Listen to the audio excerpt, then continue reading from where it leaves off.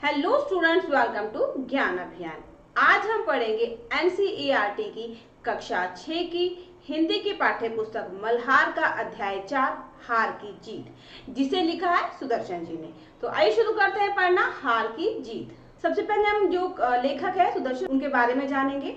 यह कहानी हिंदी की प्रसिद्ध कहानियों में से एक है और इसे हिंदी के प्रसिद्ध लेखक सुदर्शन ने लिखा है।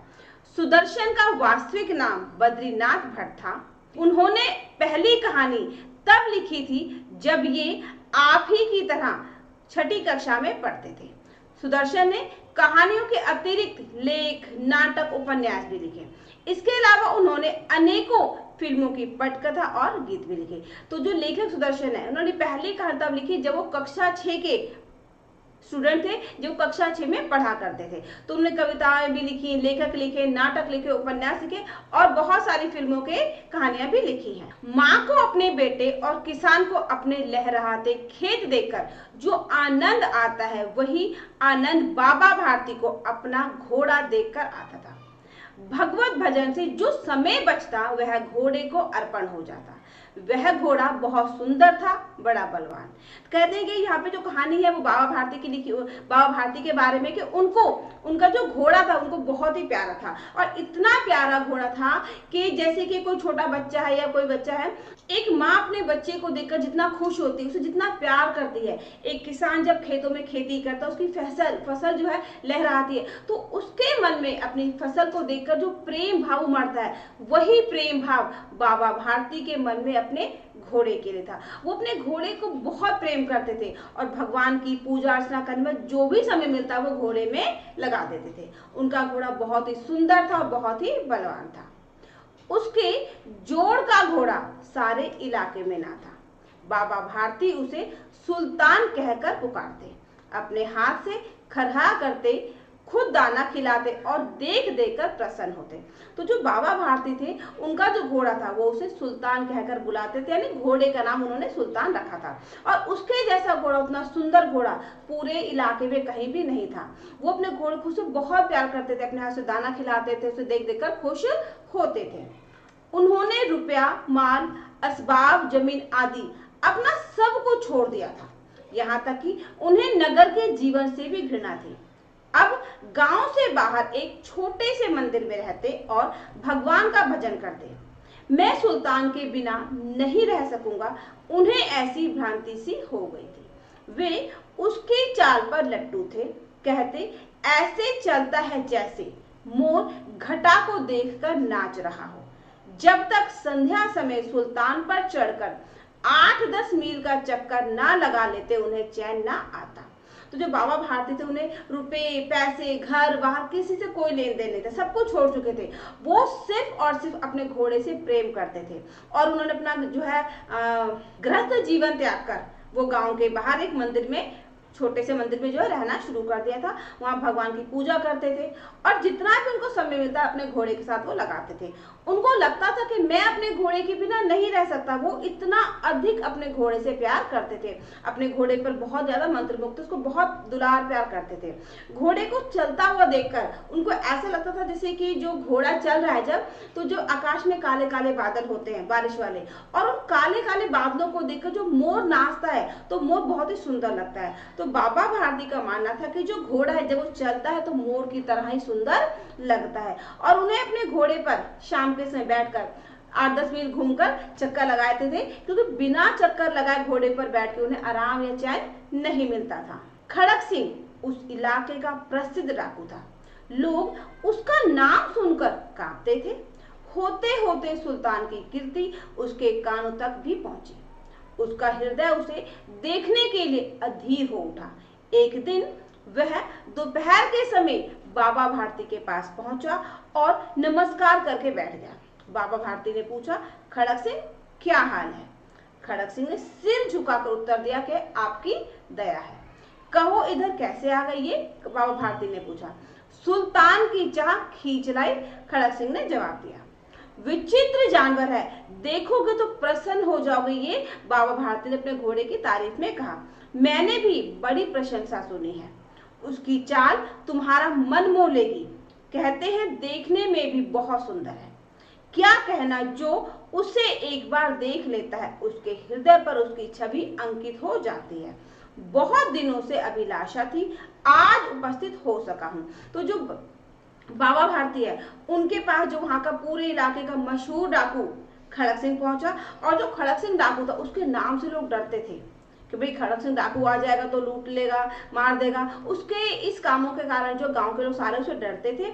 और सुल्तान जो घोड़े के बारे में बात थी कि सुल्तान घोड़ा बहुत ही सुंदर है, ये बात जो है वहां के डाकू के खड़क सिंह के कानों में भी पहुंच गई। अब उसको भी लगने लगा, बेचैन हो गया, अधीर उठो कि इतना सुंदर घोड़ा कैसे, कि सब लोग तारीफ कर रहे हैं उसकी, तो भाई ये घोड़ा तो देखना चाहिए। और वो जो इस घोड़े को देखने के लिए एक दिन दोपहर के समय में बाबा भारती के पास आ गया, उनको नमस्ते किया और आराम से बैठ गया। अब दोनों बातचीत होने लगी। बाबा भारती ने खड़क सिंह से पूछा कि तुम यहाँ कैसे आए, तुम्हारा क्या हाल चाल है। तो उसने जवाब दिया कि भाई आपकी दया, यानी कि मैं बिल्कुल ठीक हूँ। अब उसने कहा कि मैं जो घोड़े की चाहती है, घोड़े को जो देखने की लालसा है, उसलिए मैं यहाँ पर आया हूँ। घोड़े की देखने की इच्छा, जो घोड़े को देखने वाली जो तीव्र इच्छा थी, वो मेरे मन में बढ़ती चली गई और मैं स्वयं को घोड़ा देखने से रोक नहीं पाया। मैं घोड़े को देखने के लिए यहाँ पर आ गया हूँ। तो बाबा भारती ने अपने घोड़े की बहुत तारीफ करी कि वो बहुत सुंदर है, उसकी चाल, उसका चलना देख लोगे तो तुम्हारा मन खुश हो जाएगा।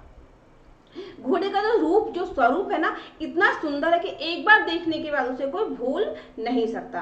तो खड़क सिंह ने कहा कि आपके इतने सुंदर घोड़े को मैं देखना चाहता हूँ और इसलिए आपके पास यहाँ आज आया हूँ। अब बाबा भारती और खड़क सिंह दोनों अस्तबल जहाँ पर घोड़ों को रखा जाता है वहां पर जो है पहुंच गए। बाबा ने घोड़ा दिखाया घमंड से, खड़क सिंह ने घोड़ा देखा आश्चर्य से। उसने सैकड़ों घोड़े देखे थे, परंतु ऐसा बांका घोड़ा उसकी आंखों से कभी भी न गुजरा था। सोचने लगा, भाग्य की बात है, ऐसा घोड़ा खड़क सिंह के पास होना चाहिए था। इस साधु को ऐसी चीजों से क्या लाभ। कुछ देर तक आश्चर्य से चुपचाप खड़ा रहा। इसके पश्चात उसके हृदय में हलचल होने लगी। बालकों की सी अधीरता से बोला, परंतु बाबा जी, इसकी चाल ना देखी तो क्या। बाबा भारती भी मनुष्य ही थे। अपनी चीज की प्रशंसा दूसरे के मुख से सुनने के लिए उनका हृदय भी अधीर हो गया। घोड़े को खोलकर बाहर लाए और उसकी पीठ पर हाथ फेरने लगे। एकाएक उचक कर सवार हो गए। घोड़ा हवा से बातें करने लगा। उसकी चाल को देखकर खड़क सिंह के हृदय पर सांप लौट गया। वह डाकू था और जो वस्तु उसे पसंद आ जाए उस पर वह अपना अधिकार समझता था। उसके पास बाहुबल था, आदमी थे और बेरहमी थी। जाते जाते उसने कहा, बाबा जी, मैं यह घोड़ा आपके पास ना रहने दूंगा। अब क्या हुआ, जो बाबा भारती और खड़क सिंह दोनों अस्पताल पहुंचे। बाबा ने घोड़ा जो है बड़े घमंड से दिखाया कि मेरे पास इतना बढ़िया घोड़ा है, इतना अच्छा घोड़ा है जो पूरे इलाके में किसी के पास भी नहीं है। और खड़क सिंह उस घोड़े को देखकर हैरान हो गए और हैरान होकर उस घोड़े को देखा। उसने आज तक ना इतने सारे, बहुत सारे घोड़े देखे थे, लेकिन इतना सुंदर घोड़ा उसने कभी भी नहीं देखा था। सोचने लगा मन ही मन में कि भाई कितने हैरानी की बात है, कितने अच्छे भाग्य की बात है कि इतना अच्छा घोड़ा जो मेरे जैसे डाकू के पास होना चाहिए, लेकिन ये घोड़ा साधु महाराज के पास है। तो वो बड़ी देर तक चुपचाप उसको देखता रहा हैरानी से, मन में सोच रहा है। तो उसके बाद जो मन में उसकी हलचल होने लगी, तो उसने, जिससे बच्चे बेचैन हो जाते हैं किसी चीज को पाने के, देखने के लिए, बिल्कुल बेचैन हो गया। और उसने बाबा से कहा कि भाई इस घोड़े को अगर चलता हुआ नहीं देखा तो फिर क्या देखा। अब बाबा भारती मनुष्य थी, वो किसी की बात कैसे टाल सकते थे। और वैसे भी हम इंसानों की फितरत होती है कि हम अपनी चीज की तारीफ दूसरों के मुख से सुनकर बड़े खुश होते हैं। तो जो बाबा जी थे वो भी खुश हो गए, उनका हृदय भी खुश हो गया अपने घोड़े की तारीफ सुनकर। उन्होंने घोड़े को खोल के बाहर लेकर आए, उसको थोड़ा दुलार किया, प्यार किया और अचानक ना कूद कर घोड़े की पीठ पर बैठ गए और बैठते घोड़े को दौड़ाना शुरू कर दिया। अब घोड़े को चलता हुआ देखकर, कितनी सुंदर चाल को देखकर जो खड़क सिंह था वो तो भाई एकदम परेशान हो गया कि मैं डाकू हूं और ये घोड़ा मेरे पास नहीं है। तो और डाकू उसने क्या माना था कि जो भी चीज उसको अगर पसंद आ जाती थी, चाहे वो किसी की भी हो, तो वो उसका अपना समझता था, उसको अपना हक समझता था और उसको लूट कर अपने पास ले आता था। क्योंकि उसके पास बाहुबल था, डाकू था, हिम्मत वाला था, शक्तिशाली था।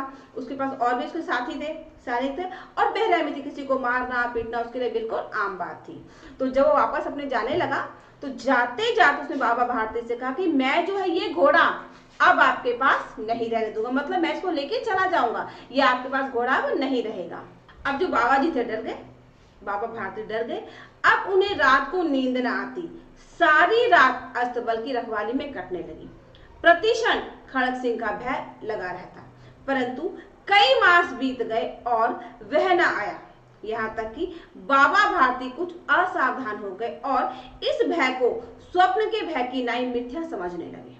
तो जो बाबा भारती थे वो डर गए, अरे मेरा घोड़ा लेके चला जाएगा। उनकी तो रातों की नींद खत्म हो गई। पूरी रात भर वो अस्तबल पे जो रखवाली कर ले, पता नहीं कब खड़क सिंह आ जाए, मुझे मार के पीट के मेरा घोड़ा लेके चले जाए। उनके मन में हमेशा डर लगा रहता खड़क सिंह का, कब खड़क सिंह आएगा। लेकिन कई महीने हो गए और खड़क सिंह आया ही नहीं। अब बाबा भारती को लगा वो तो ऐसे ही कह के चला गया, शायद भाई खत्म करो बात, वो शायद वो नहीं आएगा। तो उन्होंने क्या किया, अपने इस डर को ये सोचा कि भय की नहीं, भय की तरह उन्होंने इसको मिथ्या ने झूठ समझ लिया कि ये मेरे मन का जो है डर था। अब जो खड़क सिंह मेरा घोड़ा छीनने लेने के लिए नहीं आएगा। संध्या का समय था। बाबा भारती सुल्तान की पीठ पर सवार होकर घूमने जा रहे थे। इस समय उनकी आंखों में चमक थी, मुख पर प्रसन्नता। कभी घोड़े के शरीर को देखते, कभी उसके रंग को, और मन में फूले न समाते। सहसा एक और आवाज आई, ओ बाबा, इस कंगले की सुनते जाना।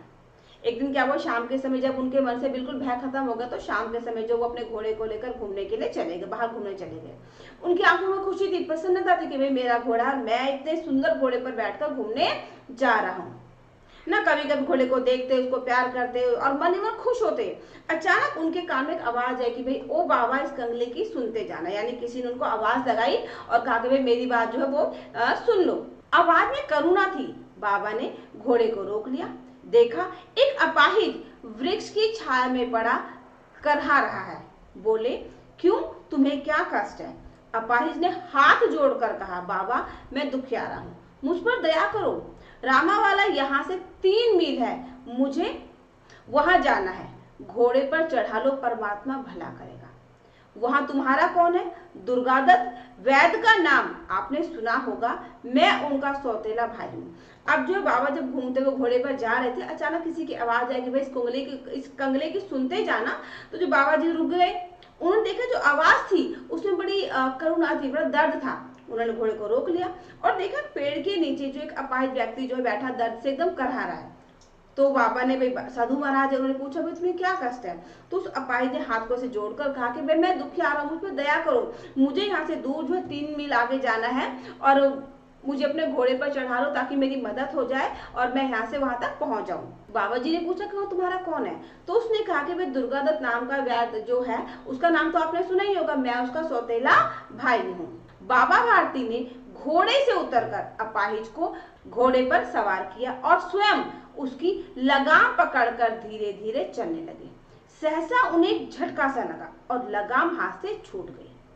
उनके आश्चर्य का ठिकाना ना रहा जब उन्होंने देखा कि अपाहिज घोड़े की पीठ पर तनकर बैठा है और घोड़े को दौड़ाए लिए जा रहा है। उनके मुख से भय, विस्मय और निराशा से मिली हुई चीख निकल गई। वह अपाहिज डाकू खड़क सिंह था।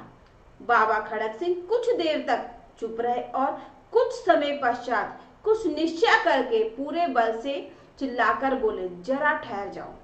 अब क्या हुआ, बाबा जी ने देखा भाई अपाहिज व्यक्ति दर्द से परेशान है, तो उन्होंने उसकी मदद करने के लिए क्या किया, खुद घोड़े से उतर गए और उस अपाहिज को घोड़े पर बिठा दिया, उसकी लगाम पकड़ के धीरे धीरे चलने लगे। अचानक उनको बहुत तेज झटका लगा और जो घोड़े की लगाम थी वहां से छूट गई। तो हैरान हो गए कि भाई ये क्या हो गया। तो उन्होंने देखा कि जो अपाहिज व्यक्ति जिसको उन्होंने मदद करने के लिए घोड़े पर बिठाया था, वो बिल्कुल तनकर बैठ गया और घोड़े की लगाम को पकड़ तेज घोड़े को दौड़ाता जा रहा है। एकदम हैरान से उनके मुंह से डर, निराशा की मतलब एक चीख निकली आवाज से, एकदम जिसमें डर था मिला हुआ कि ये क्या हो गया, बहुत जोर से चिल्लाए। तो जो देखा उन्होंने जो अपाहिज था जिसकी मदद करते, वो तो डाकू खड़क सिंह था। तो जो बाबा थे उनकी समझ में कुछ नहीं आया, वो थोड़े चुप रह गए, उनको समझ में कि हो क्या गया। अभी एक पल पहले जिस अपाहिज को ने मतलब जरूरतमंद समझ के, बीमार समझ के, अपाहिज समझ के मदद की थी, वो तो डाकू निकला और उनका घोड़ा छीन के जोर से लेके जा रहे हैं। उन्होंने एक समय कुछ थोड़ी देर के बाद मन में कुछ सोचा, कुछ निश्चय किया और पूरे जोर से ताकत लगा के जोर से चिल्लाए कि जरा ठहर जाओ। खड़क सिंह ने यह आवाज सुनकर घोड़ा रोक लिया और उसकी गर्दन पर प्यार से हाथ फेरते हुए कहा, बाबा जी यह घोड़ा अब ना दूंगा, परंतु एक बात सुनते जाओ। खड़क सिंह ठहर गया। तो खड़क सिंह को जो आवाज लगाई कि जरा ठहर जाओ, घोड़ा, खड़क सिंह ने अपना घोड़े को रोका और घोड़े को प्यार करके कहा कि जो घोड़ा है मैं अब आपको नहीं दूंगा। तो बाबा ने कहा ठीक है भाई, लेकिन मेरी बात जो है सुनकर जाओ। बाबा भारती ने निकट जाकर उसकी ओर ऐसी आंखों से देखा जैसे बकरा कसाई की ओर देखता है और कहा, यह घोड़ा तुम्हारा हो चुका है, मैं तुमसे इसे वापस करने के लिए ना कहूंगा, परंतु खड़क सिंह केवल एक प्रार्थना करता हूं, इसे अस्वीकार ना करना, नहीं तो मेरा दिल टूट जाएगा। बाबा जी आज्ञा कीजिए, मैं आपका दास हूं, केवल यह घोड़ा ना दूंगा। अब घोड़े का नाम ना लो, मैं तुमसे इस विषय में कुछ ना कहूंगा। मेरी प्रार्थना केवल यह है कि इस घटना को किसी के सामने प्रकट मत करना। खड़क सिंह का मुंह आश्चर्य से खुला रह गया। उसे लगा कि उसे घोड़े को लेकर यहाँ से भागना पड़ेगा, परंतु बाबा भारती ने स्वयं उसे कहा कि इस घटना को किसी के सामने प्रकट ना करना, इससे क्या प्रयोजन सिद्ध हो सकता है। खड़क सिंह ने बहुत सोचा, बहुत सिर मारा, परंतु कुछ समझ ना सका। हारकर उसने अपनी आंखें बाबा भारती के मुख पर गड़ा दी और पूछा, बाबा जी, इसमें आपको क्या डर है? अब बाबा जी ने जब उसको रोकने की आवाज लगाई तो जो खड़क सिंह रुक गया, उसके पास गए और उसको देखा और कहा कि भाई घोड़ा जो तुम्हारा हो गया है, मुझे इस घोड़े से कोई लेन देन नहीं करना है, लेकिन तुम जो है मेरी एक बात सुनो, एक रिक्वेस्ट है, वो कभी भी तुमको उसको माना स्वीकार कर, उसको मना मत करना, वरना मुझे जो है बहुत दुख लगेगा, मेरा दिल टूट जाएगा। तो जो खड़क सिंह था उसने कहा, भाई आप आज्ञा कीजिए, लेकिन ये घोड़ा वापस मत मांगना। तो बाबा ने कहा, मुझे घोड़ा नहीं चाहिए और इसके बारे में आप तुमसे कुछ बात भी नहीं करूंगा, लेकिन एक मेरी प्रार्थना है कि अभी जो भी घटना हुई घटी, वो घटना तुम किसी के भी सामने कभी भी प्रकट मत करना, मतलब किसी को भी मत बताना। तो खड़क सिंह हैरान हो गया, उसका मुंह जो हैरान खुला रह गया। उसने सोचा कि अब तो मुझे जो घोड़े को यहाँ से लेकर भागना पड़ेगा, लेकिन यहाँ तो कुछ और ही था। तो उसने अपना बहुत दिमाग लगा, भाई ऐसा बाबा क्यों कह रहे हैं, किसी को मत बताना, किसी को मत बताना, किसी को किसी के सामने प्रकट मत करना। परेशान हो गया, उसको समझ में कुछ नहीं। उसने अंत में क्या किया, बाबा भारती से पूछा कि अगर मैं किसी को बता दूं तो उसमें आपको क्या डर है ना, मतलब आप मुझे बताने के लिए क्यों रोक रहे हैं? सुनकर बाबा भारती ने उत्तर दिया, लोगों को यदि इस घटना का पता चला तो वे किसी गरीब पर विश्वास ना करेंगे, दुनिया से विश्वास उठ जाएगा। यह कहते कहते उन्होंने सुल्तान की ओर से इस तरह मुंह मोड़ लिया जैसे उनका उससे कभी कोई संबंध ही न रहा हो। तो जब बाबा ने कहा कि भाई किसी को मत बताना, तो खड़क सिंह ने पूछा कि ऐसा क्यों, आप क्यों मना करें कि मैं किसी को ना बताऊं? तो बाबा भारती ने कहा कि अगर तुम ये घटना किसी को बता दोगे कि भाई मैंने जो एक अपाहिज बनकर, जरूरतमंद व्यक्ति बनकर बाबा को जो है झूठ बोलकर उनसे घोड़ा उनका हड़प लिया, छीन लिया, तो लोग जो है इस घटना को सुनकर, जो वास्तव में जरूरतमंद लोग हैं, जो बीमार है, उनका विश्वास जो है, उन पर विश्वास करना बंद कर देंगे। और इस तरह से क्या, दुनिया में लोग एक दूसरे पर विश्वास नहीं करेंगे, विश्वास से सबका भरोसा उठ जाएगा। और ये कहकर उन्होंने, जो सुल्तान था उसको देखते वहां से अपना मुंह मोड़कर चुपचाप चले गए। बाबा भारती चले गए, परंतु उनके शब्द खड़क सिंह के कानों में उसी प्रकार गूंज रहे थे। सोचता था, कैसे ऊंचे विचार हैं, कैसा पवित्र भाव है, उन्हें इस घोड़े से प्रेम था। इसे देखकर उनका मुख फूल की नाई खिल जाता था। कहते थे, इसके बिना मैं रह ना सकूंगा। इसकी रखवाली में वे कई रात सोए नहीं, भजन भक्ति ना कर रखवाली करते रहे, परंतु आज उनके मुख पर दुख की रेखा तक दिखाई ना पड़ती थी। उन्हें केवल यह ख्याल था कि कहीं लोग गरीबों पर विश्वास करना ना छोड़ दें। अब बाबा जी तो कह के चले गए कि भाई तुम किसी को मत बताना, वरना लोगों से, जो गरीबों से विश्वास है, लोग गरीबों के ऊपर, वो लोगों का विश्वास अब हमेशा के लिए खत्म हो जाएगा, इसलिए तुम ये घटना कभी भी किसी को मत बताना। बाबा ने ये कहा और चले गए। अब बाबा की सारी बातें खड़क सिंह के दिमाग में घूमने लगी, उसके कान में गूंजने लगी। उसने सोचा मन में कि भाई कितना अच्छा व्यक्ति, कितना पवित्र विचारों वाला व्यक्ति, हमेशा इस घोड़े से प्रेम करते थे, इसको देखकर खिल जाते थे फूल की तरह, और उनका इस घोड़े के बिना वो नहीं रह सकते थे। वो हमेशा कहते थे, इसकी रखवाली करते थे। कितनी रातें वो अस्तबल के बाहर पहरेदारी करते करते उन्होंने बिता दी, भगवान की भक्ति छोड़ दी सिर्फ रखवाली के लिए। और आज अपने इस घोड़े को छोड़कर जाते हुए उनके चेहरे पर दुख नहीं था, बस दुख इस बात का था कि कहीं गरीबों पर लोग विश्वास करना ना छोड़ दे। रात के अंधेरे में खड़क सिंह बाबा भारती के मंदिर में पहुंचा। चारों ओर सन्नाटा था, आकाश में तारे टिमटिमा रहे थे, थोड़ी दूरी पर गांवों के कुत्ते भौंक रहे थे। मंदिर के अंदर कोई शब्द सुनाई ना देता था। खड़क सिंह सुल्तान की बात पकड़े हुए था। वह धीरे धीरे अस्तबल के फाटक पर पहुंचा। फाटक खुला पड़ा था। किसी समय वहां बाबा भारती स्वयं लाठी लेकर पहरा देते थे, परंतु आज उन्हें किसी चोरी, किसी डाके का भय न था। खड़क सिंह ने आगे बढ़कर सुल्तान को उसके स्थान पर बांध दिया और बाहर निकलकर सावधानी से फाटक बंद कर दिया। इस समय उसकी आंखों में पश्चाताप के आंसू थे। अब क्या हुआ, जो बाबा भारती की जो बातें थी, उसके जो शब्द थे, खड़क सिंह के दिमाग में घूमते रहे कि लोगों का गरीबों से विश्वास उठ जाएगा, इसलिए तुमने ये घटना किसी को भी मत बताना। वो सोच सोच के परेशान हो गए, कितने धार्मिक व्यक्ति हैं कि इन्होंने अपना इतना प्यारा घोड़ा भी देने के बावजूद मन में इस बात का दुख नहीं कि घोड़ा जो है चला गया, बल्कि दुख इस बात का है कि लोगों का गरीबों से विश्वास उठ जाएगा और उसे अपनी गलती का एहसास हो गया। और वो चुपचाप रात को मंदिर में आया। हर जगह सन्नाटा था, जो गांव के थोड़े कुत्ते उत्ते भौंक रहे थे। उसने क्या किया, चुपचाप घोड़े को जो है अस्तबल में लेकर गया और उसका गेट भी खुला था। उसने देखा कि भाई एक समय था जब बाबा खुद जो है यहाँ पर पहरेदारी करते हैं ताकि कोई भी घोड़े को चोरी करके लूट कर ना ले जाए, और आज बिल्कुल खाली है। चुपचाप उसने क्या किया, घोड़े को हम जगह बांध दिया और वहां से वापस आ गया। जब बाहर निकला, उसने ठीक से गेट को बंद किया तो उसकी आंखों में पश्चाताप, उसको अपनी करने का एहसास था, उसको अपने किए हुए पर पछतावा हुआ और इस पछतावे के कारण उसकी आंख में जो है आंसू आ गए थे। रात्रि का तीसरा पहर बीत चुका था।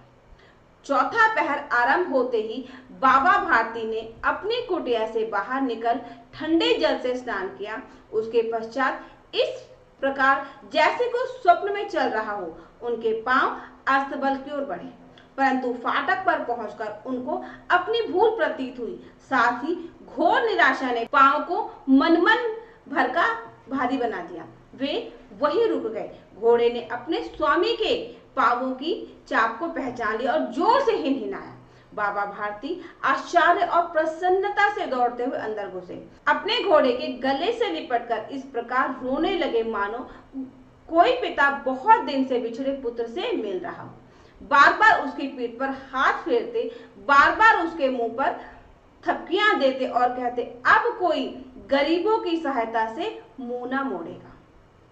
अब जो रात खत्म होने वाली, सुबह होने को थी, तो सुबह के समय जब चौथा पहर था तो बाबा भारती उठे, अपनी कुटिया से बाहर गए, उन्होंने नहाए और वो जैसे रोज हमेशा अपने अस्तबल पर जाते थे अपने घोड़े से प्यार करने के लिए, वैसे ही अस्तबल से बढ़ने लगे। लेकिन उन्हें वहां पहुंच कर एहसास हो कि भाई मेरा घोड़ा तो खड़क सिंह लेके चला गया है। उन्हें एहसास हो, याद है करे मेरा तो घोड़ा पर है नहीं। वो जो है चुपचाप वहां से वापस आ गए। अब जो घोड़ा था, पशुओं में खास बात होती है कि वो अपने मालिक की आहटों को पहचान लेते हैं। तो घोड़ा जो था सुल्तान, उसने भी अपने मालिक यानी बाबा भारती की आहट को पहचान लिया। उनके पांवों की जो आहट थी, चाप थी, उसको पहचाना और बहुत जोर से जो है वो हिनहिनाया। मतलब उसने अपने मालिक को ये बताया कि भाई मैं जो वापस आ गया हूँ और अब तुम अंदर आके मुझे प्यार करो। तो बाबा हैरान हो गए, खुश हो गए और दौड़ते हुए अंदर गए, अपने घोड़े से जो है लिपट गए, उसको प्यार कर। ऐसा लगा जैसे बरसों के बाद कोई एक पिता अपने बेटे से, बिछड़ा हुआ बेटा था, उसे मिल गया और उसे गले से लगाकर प्यार कर रहे हैं। उन्होंने बार बार अपने घोड़े को जो उसके मुंह पर उसको प्यार किया, उसके पीठ पर हाथ फेरा और ये कहा कि अब कोई गरीबों की सहायता से मुंह ना मोड़ेगा। यानी कि जो खड़क सिंह था, उसने एक गरीब व्यक्ति का रूप धारण करके बाबा को धोखा दिया था, घोड़े को छीन लिया था, लेकिन अपनी भूल का एहसास होने के बाद उसने चुपचाप घोड़े को वापस सुल्तान को अस्तबल में लाकर बांध दिया। इसका मतलब है कि जो कहानी थी कि भाई गरीबों पर विश्वास ना करना, वो जो कहानी अब हमेशा के लिए समाप्त हो गई। लोग हमेशा गरीबों की सहायता करते रहेंगे। थोड़ी देर के बाद जब वह अस्तबल से बाहर निकले तो उनकी आंखों से आंसू बह रहे थे। ये आंसू उसी भूमि पर ठीक उसी जगह गिर रहे थे जहां बाहर निकलने के बाद खड़क सिंह खड़ा होकर रोया था। दोनों के आंसुओं का उस भूमि की मिट्टी पर परस्पर मेल हो गया। अब क्या हुआ, बाबा ने घोड़े को प्यार किया, जो वापस बाहर निकले दरवाजे के पास, तो वहां पर रुक गए और उनकी आंख में इस बात के आंसू थे कि देखो खड़क सिंह इतना बड़ा डाकू था, घोड़े को लूट कर ले गया था, लेकिन उसे भी अपनी गलती का एहसास हो गया और वो जो है वापस घोड़े को यहाँ पर बांध के चला गया। तो अपने घोड़े को वापस मिल जाने की जो खुशी थी, जो प्रेम था, उस खुशी में उनकी आंखों से खुशी के आंसू निकल गए और उनके आंसू भी वहीं पर गिरे जहां पर खड़क सिंह ने खड़े होकर अपने पछतावे के आंसू बहाए थे। मतलब कि एक ही मिट्टी पर जहां पे पछतावे के आंसू और खुशी के आंसू दोनों गिरे थे। तो ये कहा कवि ने कि इन दोनों आंसू का जो मेल हो गया, यानी कि पछतावा उसके भी आंसू और खुशी उसके भी आंसू का मेल हो गया। ये कहानी हमें सिखाती है कि हमें सदैव सही का साथ देना चाहिए। अगर हम अपने जोर पर, अपने दम पर कुछ गलत भी कर देते हैं तो वो हमेशा गलत रहेगा और उस गलत काम के लिए हमारा मन हमेशा हमें कुरेदता रहेगा, जब तक कि हम अपनी गलती को सही ना कर दें। हमारी एक गलती के कारण संपूर्ण जाति के लोग जो ये कहेंगे भाई जो गलत है वो, उस गलत के, अगर हम गलत बात को हमेशा दुनिया में फैला देते तो लोग जो है उस गलत को सच मानना शुरू कर देते हैं और वास्तविक व्यक्ति को इसका नुकसान होता है। ये हमारा QR कोड है, इसको स्कैन करके आप अपने ज्ञान अभियान चैनल को सपोर्ट कर सकते हैं। ये वीडियो अगर आपको अच्छी लगी तो इसे लाइक करें, शेयर करें और चैनल को सब्सक्राइब करें। अगर आपका कोई सुझाव है या फिर आप कुछ पूछना चाहते हैं तो हमें कमेंट बॉक्स में लिखें। तो मिलते हैं एक नए वीडियो में नई जानकारी के साथ, तब तक के लिए गुड बाय।